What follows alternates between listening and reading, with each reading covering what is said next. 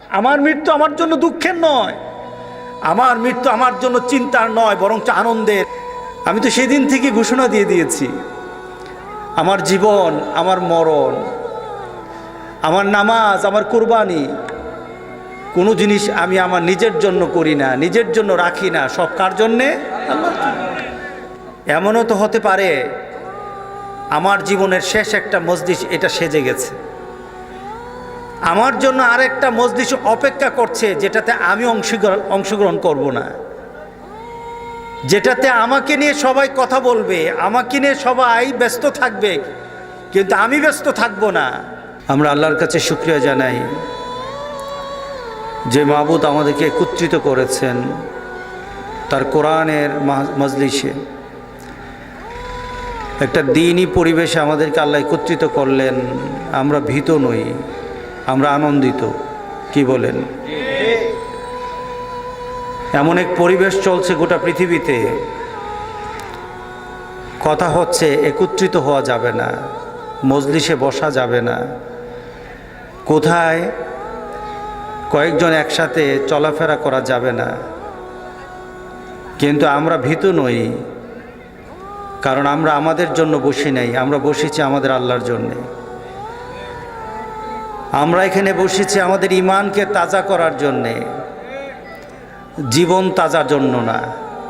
যারা জীবন তাজা করতে চায় তারা ভয় পায়, যারা ঈমান তাজা করতে চায় তারা দুনিয়ার কোনো জিনিসকে ভয় করে না।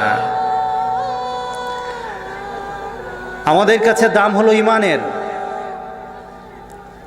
আমাদের জীবনের দাম আমরা তো ওই সময় দিয়ে দিয়েছি যখন আমরা মুসলমান হয়ে জন্ম নিয়েছি। ওই সময় আমরা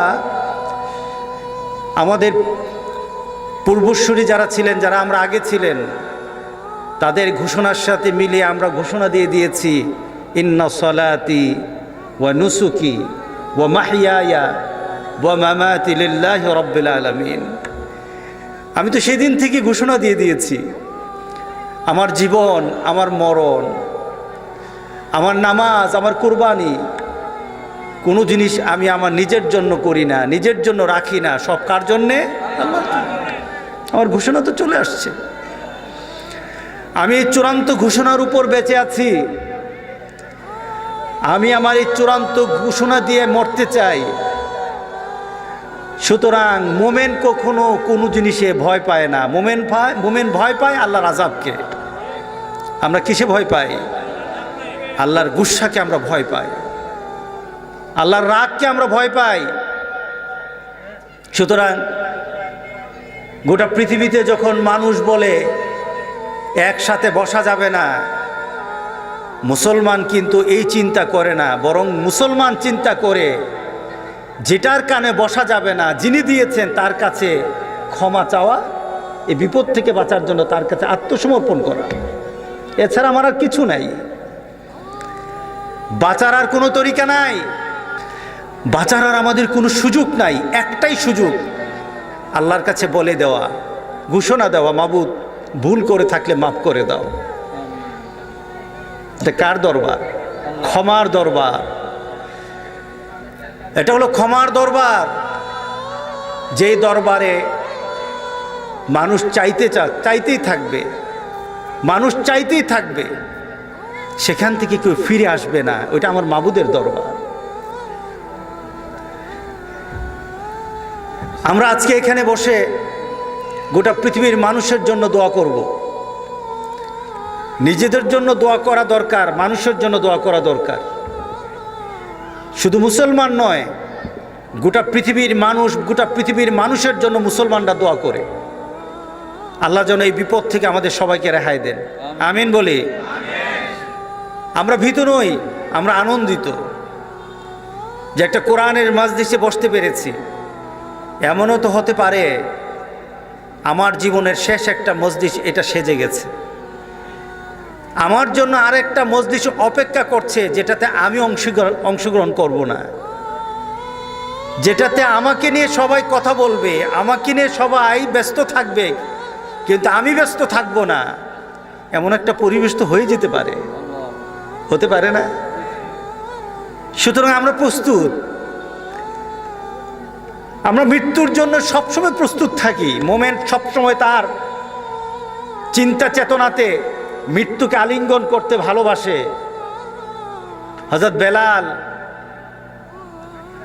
মৃত্যুর মুহূর্তে তার স্ত্রী বলতেছিল, আয় হুজনা, আহারে আমি চিন্তিত, আমার স্বামী মারা যাবে, বিপদ, আমার স্বামী যদি চলে যায় তাহলে আমার জন্য কঠিন হয়ে যাবে। হযরত বেলাল বললেন, ইয়া হুজনা বলো না, ইয়া ফারহা বলো, আনন্দ আনন্দ। কারণ আমি আগামীকাল আমি যার সাথে মিলিত হব তিনি আমার সবচেয়ে প্রিয় ভাজন, তিনি হলেন মুহাম্মদ রাসূলুল্লাহ সাল্লাল্লাহু আলাইহি ওয়াসাল্লাম। আমার মৃত্যুর পর তো আমি আমার রাসূলের সাথে মিলে যাব। আমার মৃত্যুর পর আমার রাসূলের সাথীদের সাথে, আমার বন্ধুদের সাথে মিলে যাব। সুতরাং স্ত্রীকে মুখে হাত দিয়ে বলল, তুমি এই কথা বলো না, বলো আমার জন্য আনন্দ সামনে। আমার মৃত্যু আমার জন্য দুঃখের নয়, আমার মৃত্যু আমার জন্য চিন্তার নয়, বরং আনন্দের। কারণ আমি আগামীকাল আমার রাসূলের সাথে মিলিত হয়ে যাব। আল্লাহু আকবার। এটা হলো মুমিনের কাজ, এটা হলো মুমিনের চিন্তা। মুমিন জীবনকে ধারণ করে যে জীবন আখিরাতের জন্য উপযুক্ত, আল্লাহ সন্তুষ্টির জীবন মুমিন পছন্দ করে।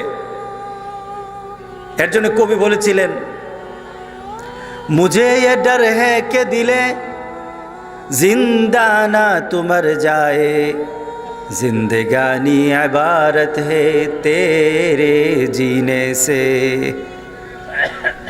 আমি ভীত, মুঝে ये डर है कि दिले जिंदा ना तू मर जाए। ও আমার আত্মা, আমি তোর ব্যাপারে একটা বিষয় চিন্তিত, তুই জীবিত আসোস না মারা গেছোস, তুমি কি দুনিয়ার দৃষ্টিতে মৃত্যুবরণ করেছো নাকি জীবিত আছো, এটা আমার দেখার বিষয় নয়। কিন্তু আমার দেখার বিষয় তুমি জীবিত কিন্তু ভিতরে মরা। তোমাকে দেখতে মনে হয় তুমি জীবিত, তুমি বাজারে যাও, ঘর সংসার করো, সমাজের মানুষের সাথে চলো, সমাজের প্রয়োজনে তোমাকে কাজে লাগে, দুনিয়াতে তোমার মানুষের প্রয়োজন আছে, কিন্তু আখিরাতে তোমার আল্লাহর সাথে সম্পর্ক হয় নাই।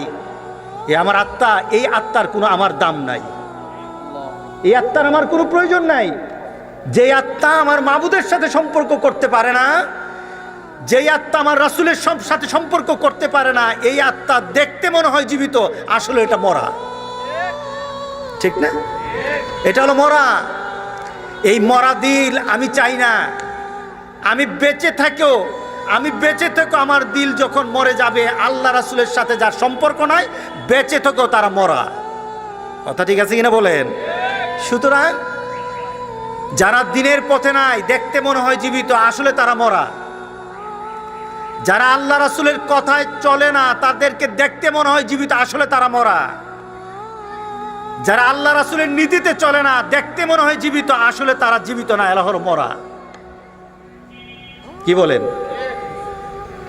আমরা একটা জীবন্ত জীবন চাই, যে জীবন দেখতে জীবন্ত মনে হবে না, কিন্তু ওই জীবনের দাম দুনিয়াতে যেমন থাকবে আখিরাতেও থাকবে, এমন জীবন আমরা চাই। রাজি আছো তো সবাই ইনশাআল্লাহ? আল্লাহ সবাইকে এমন একটা জীবন দান করুন।